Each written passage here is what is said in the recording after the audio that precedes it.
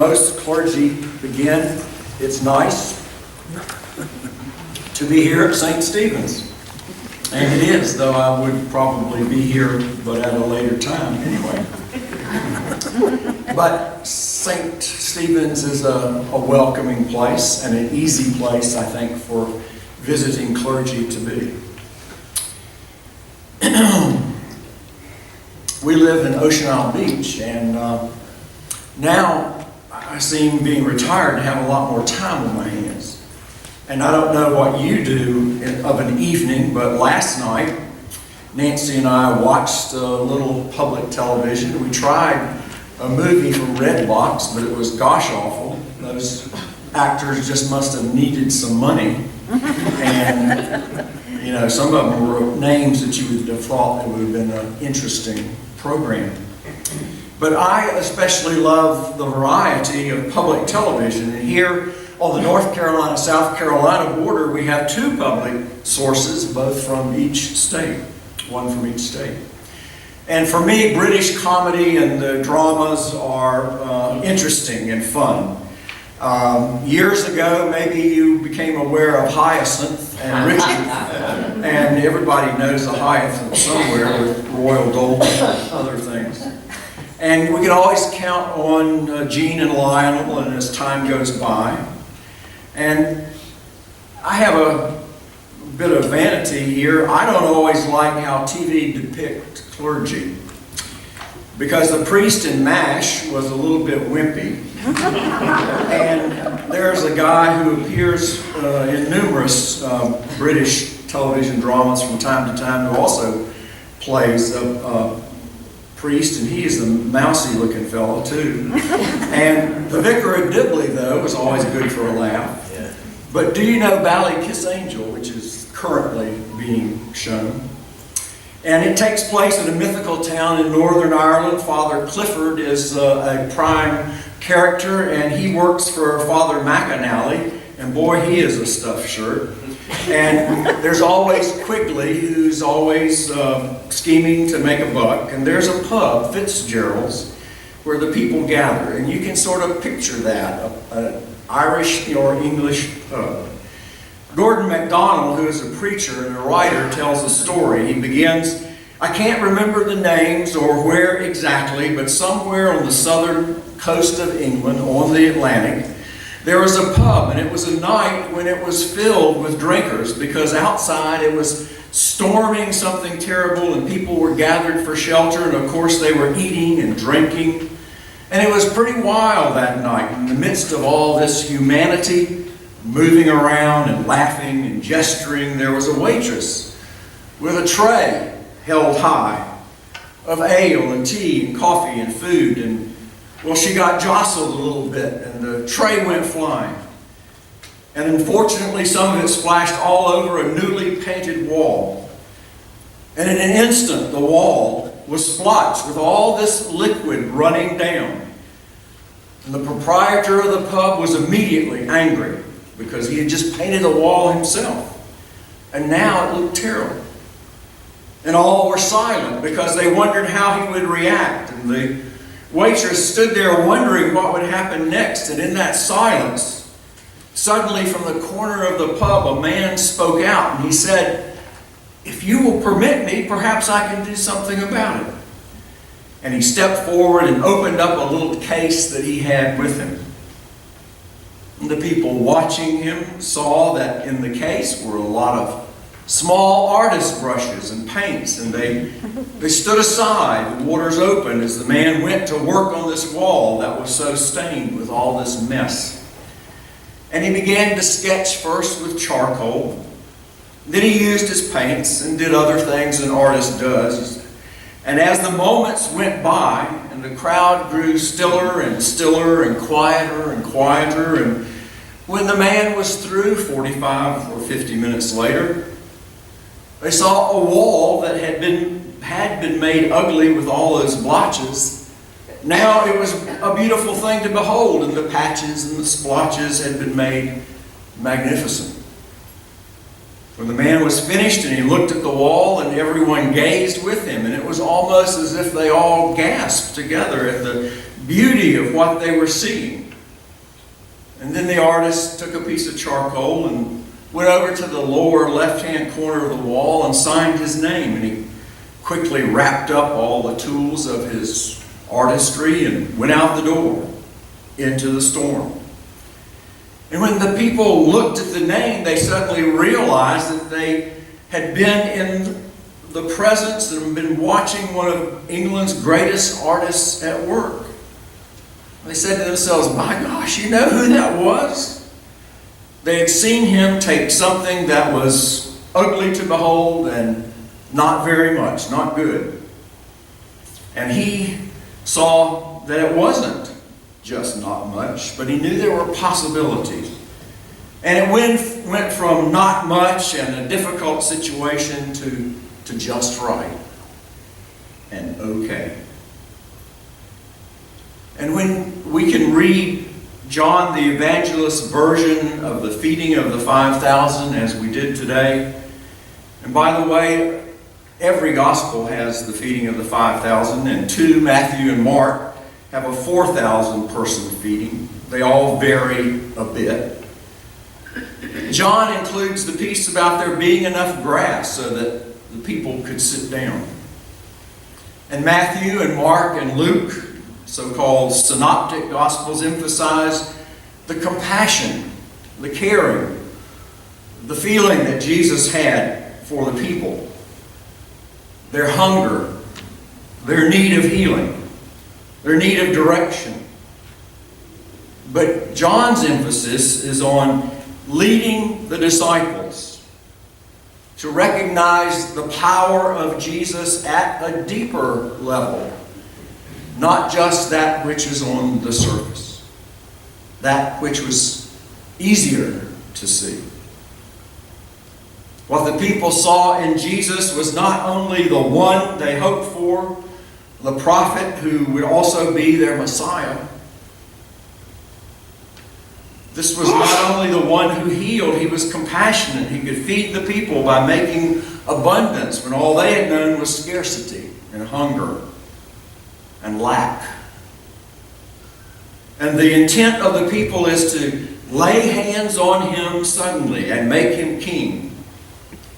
But remember Jesus' words, "My kingdom is not of this world." Remember, he had no soldiers. He had no palaces. He had no taxing authority. It was, as so many people experience it today, in their minds, 98% of the food was in the hands of 2% of the people. Now it is a certain great percentage of the wealth of the world and lack of employment that are so askew. Pharaoh and Herod and their ilk filled up their storehouses and demanded from the people in exchange from food money or livestock or who knows what, real estate if they had any. And the people just wanted to feed their families. The people wanted to have a life. No wonder Jesus had to take to the back roads to dodge the crowds, since so many saw him as the Messiah, all right, but for the wrong reasons. In a few moments, just before each of us is bid to share the Eucharist, which means thanksgiving, we'll sing the Lord's Prayer. Thy kingdom come, thy will be done, on earth as it is in heaven.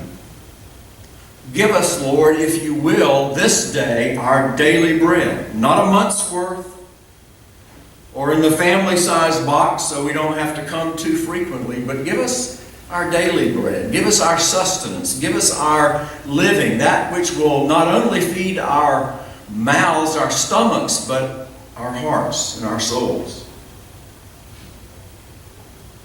This is the only place, by the way, in the New Testament that the Greek word for daily is used. Soldiers and slaves and day laborers got, if they were lucky, daily rations. They hoped for just what they needed, not a plethora of food, but enough for today. Because it weren't like it is now, back then. How would they keep it fresh? How would they save? How would they preserve what they were given? Remember the parable of the laborers in the vineyard? I used to think in my mind, I never said it aloud, I used to think in my mind, here comes dirty trick Sunday again. Because those who had come at 6 a.m., those who came at 5 p.m., all received the same amount. Yes, it was the vineyard owner who represents God in this miracle, this story. Yes, it was up to the owner to do what he willed. But he knew in his heart that these were the poor, the day laborers who had others, who had families perhaps, depending on them. And a ninth, a 12th, 3/4 of a day's pay would feed not enough.